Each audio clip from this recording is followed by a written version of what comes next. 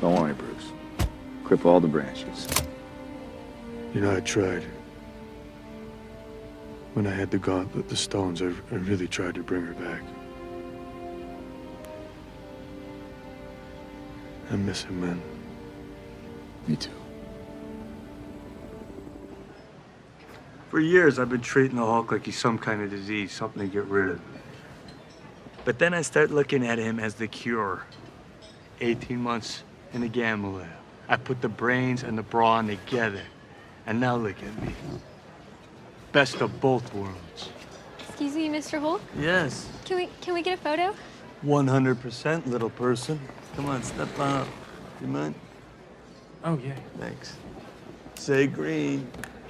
Green. Green. Did you get that? That's good. Do you want to grab one with me? I'm Ant-Man. They're Hulk fans. Wait, They don't know Ant-Man. Oh, he Nobody feels bad. Nobody does. No, he wants you. I He don't want a wants to picture. take a picture with them. Yeah, look, he's even saying no, he doesn't. I But get come it. on, the kid. I don't want it but, either. But you. I don't want a picture with them. But he's gonna feel bad. Sorry. They're happy kids. They said I they'll don't do want it. to. I mean, No, I don't want to. No, you feel bad. Thank you, Mr. No, Hulk. it's great, kids. Thank you very much. Hulk out.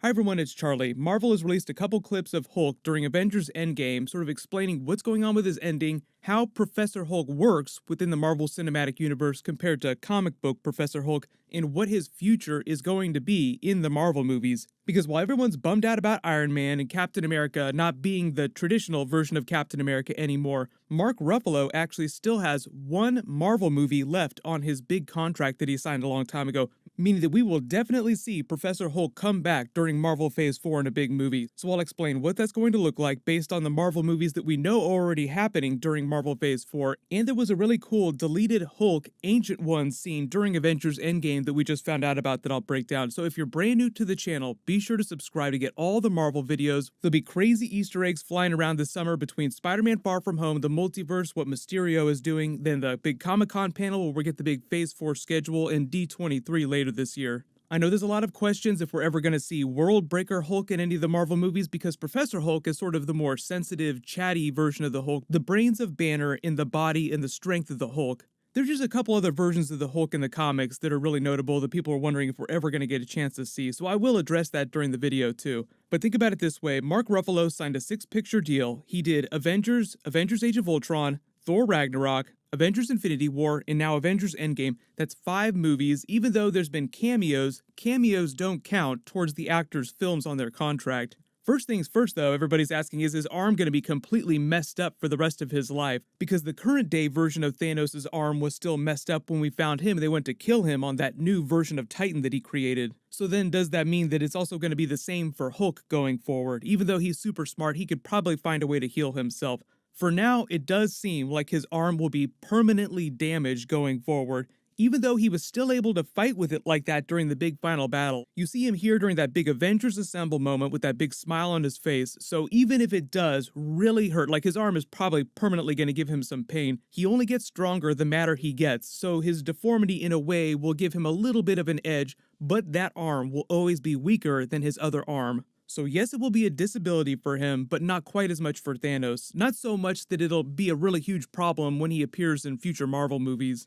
But think about it this way, these are the Marvel Phase 4 movies that we know about so far, and where the Hulk would be able to show up again. We already know about Spider-Man Far From Home. It doesn't really seem like he's going to be in that movie, and even if he does have a secret cameo, like I said, the cameos don't count towards the films on their contract, so he still has one major starring role left. The next movie after that is going to be the Black Widow solo movie, which they're shooting right now. You've probably seen some of the behind-the-scenes pictures of that, but it's very clearly set in the past. She has her traditional red hair. She doesn't have the mixture of blonde and red that she had during Avengers Endgame. And Hulk even says when he's sending Captain America back, you know, man, I really tried. When I snapped everyone back, I tried to get Nat back, but the stones wouldn't let me do it. So that's just their way of saying that the current version of Black Widow that we've been living with this whole time, she is not coming back, but that doesn't mean that other alternate reality versions of Black Widow couldn't come back in future Marvel movies like Secret Wars. Then there's the Eternals movie after that, which is going to be set thousands of years in the past, so clearly Hulk isn't going to show up during that. Then there's the Shang-Chi movie. Can't really put Professor Hulk in that, because why would you need a smart version of the Hulk in a Shang-Chi movie? He doesn't really fit there, peanut butter and jelly style like Thor Ragnarok. It's not going to be like a buddy comedy movie. The important thing to remember is that if he's going to be Professor Hulk forever going forward, then it would have to be a movie that would require a smart version of the Hulk. So if you have a whole bunch of other smart people already, you don't really need the Hulk. There's Guardians of the Galaxy 3 as Guardians of the Galaxy as far as we know for now, but they already have Thor and Adam Warlock to introduce, so they're probably not going to have room for Professor Hulk to have a big role during that, which means that that won't count. There's the Captain Marvel sequel, but that also kind of seems like it's going to be set during the past after the events of the first Captain Marvel movie, just set later in her timeline, out in deep space. So at that point in history, Hulk would have not made it out into space yet, so there's no real point in putting him in that one either. That only leaves a couple other movies that we know about. There's the Doctor Strange sequel. Doesn't really seem like you need a smart version of the Hulk in that either, because supposedly the villain is going to be Nightmare, per the director's earlier comments after the first Doctor Strange movie. I really like the character of Nightmare and the concept that the nightmare realm is a dimension. I always thought that was one of and that's early. That's like in the first Strange Tale. I think that's in the introductory episode of Doctor Strange, and I always loved that. That's the director just talking a little bit about his ideas for the sequel. That doesn't mean the villain is confirmed to be Nightmare from the comics. It could be anybody because they have access to the X-Men Fantastic Four characters now. Really hoping they find a way to work Mephisto into the Doctor Strange movies at some point. But then you have Black Panther 2, and obviously it doesn't really make sense to put a smart version of the Hulk in that because you already have Shuri, who's supposedly even smarter than that. And Black Panther has enough technology to negate any benefits to having a really strong, smashy version of the Hulk. He already has a lot of tech that can replicate a lot of the strength of the Hulk, so you don't really need to bring him in, and I think they're trying to keep the Black Panther movies relatively self-contained to characters that work really well in that genre. But that only leaves Avengers 5 in a possible Young Avengers movie that Kevin Feige has hinted at. Like we have the stature version of Cassie Lang, teenage Cassie Lang at the end of Avengers Endgame, and pretty much all the movies that are set in present day now will take place after the events of Avengers Endgame. So that means it's year 2023. So when we get to the next Ant-Man and the Wasp movie, it will still be teenage Cassie Lang, unless they do some big surprise and do a movie set during the past, which I don't think is going to be the case. It just doesn't make that much sense. They haven't said when Avengers 5 is going to come out or if they're going to wait till Marvel Phase 5 to release that. They haven't specified when they might do a Young Avengers movie either, if that'd be later in Phase 4, but they do say that it's something that they're working on. Right now, I wouldn't be surprised if they waited about 3 years for the next Avengers movie, bare minimum 3 years, just to give a little space between the end of Avengers Endgame and clear the dust a little bit before you introduce that brand new roster of Avengers, with some of the old ones coming back, but also introducing a bunch of new ones. The really cool deleted scene with Hulk and the Ancient One that we learned about is because of a really big change they made in the script to the way time travel works and the way that she explains how the Infinity Stones affect the flow of time. So during that really cool scene where she phases him out of himself and you see the astral form of Banner coming out of Professor Hulk and they start talking about it, what it seems like happened in the original version of that scene that they had to later reshoot was that the Ancient One didn't specify how the Infinity Stones affect the flow of time, so she didn't make it seem like they would create alternate realities by not bringing them back. They needed a lot of that logic to sew up how you explain the version of Loki that gets away with the Tesseract, because that's still an alternate timeline that continues to exist after the end of Avengers Endgame, whereas Captain America takes all these stones back to where they got them from, so all these potential alternate realities get sewn up. Like he had to take the Soul Stone back to Vormir, so that he actually had to interact with the Red Skull, and even though so much history had passed between them, I would give almost anything to actually see that scene between the two of them when he took that back. But for those of you asking about him taking the Soul Stone back, wouldn't that also then reverse what happened to Black Widow and bring her back by consequence? The way the directors and the writers explain it, and they kind of disagree on a couple things, but they do agree that you can't get back the sacrificed Black Widow to the Soul Stone. They haven't completely explained the logic of it, only that it sticks. There's no way to bring her back even though Captain America puts that Soul Stone back.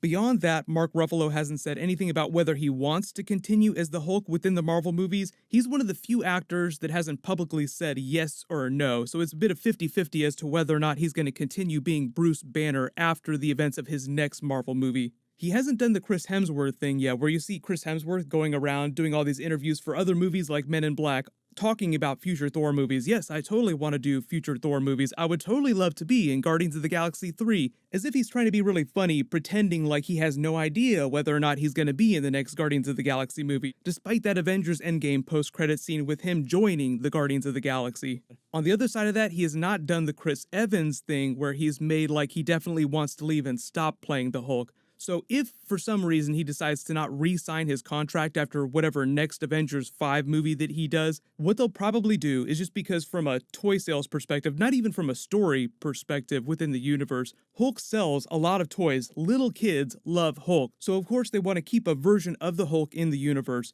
They would probably introduce She-Hulk, Jennifer Walters, or an Amadeus Cho version of the Hulk so that you could still have a Hulk within the universe, even if it's not going to be Bruce Banner.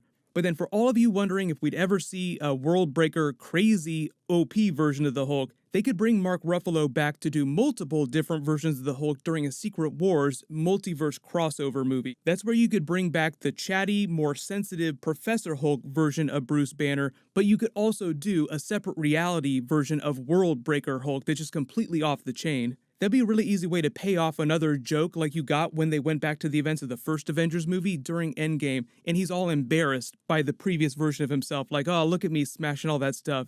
That's kind of gratuitous, but oh well.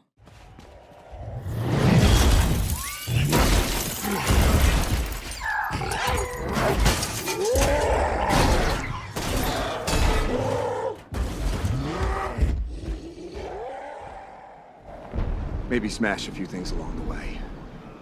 I think it's gratuitous, but whatever.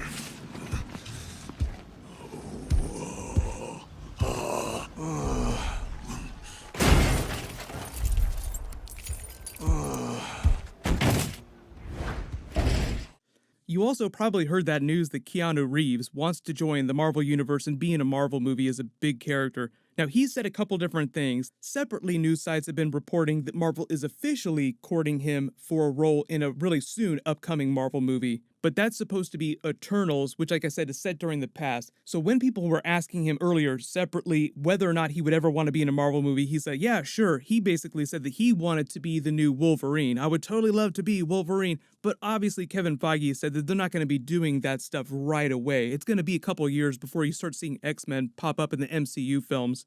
And even though he doesn't look like he's that old, he's in his early 50s right now, and when they recast a new version of Wolverine, he'll probably be a much younger actor who can play the character for 10 plus years. The thing about the Eternals movie, though, is that even though it's set thousands of years in the past, the characters are literally eternal. They live almost forever. Thanos is an Eternal, that's why he's so long-lived too. He ages the same way that Thor ages, but he's a little bit older than Thor. So even though you might have Keanu Reeves showing up during this Eternals movie, whether or not he chooses to actually sign on for it, he could still be alive in present day and show up in future Marvel movies during present day, during a big Avengers crossover. But I love the idea of Keanu Reeves showing up in the Eternals movie with Angelina Jolie. No idea whether he would play a hero or a villain, but let me know in the comments, what's the next movie that you want to see them put Professor Hulk in the Marvel Universe during Phase 4? And who do you want Keanu Reeves to play in the Marvel Universe? We still got that Infinity Gauntlet giveaway going on. All you have to do to enter that is be a subscriber and leave a comment on the video. I'll name a winner in my next big Marvel video. There'll be a lot of Spider-Man Far From Home trailers dropping in the next couple weeks because we're about a month away. So just look out for that. As long as you have alerts enabled for my channel, you'll see all the videos when I post them. While you wait for everything, click here for that brand new Spider-Man Far From Home trailer. Watch him make his own Spider-Man suit. And click here for all my Avengers Endgame Easter egg videos. Thank you so much for watching. Everybody stay awesome. I'll see you guys tonight.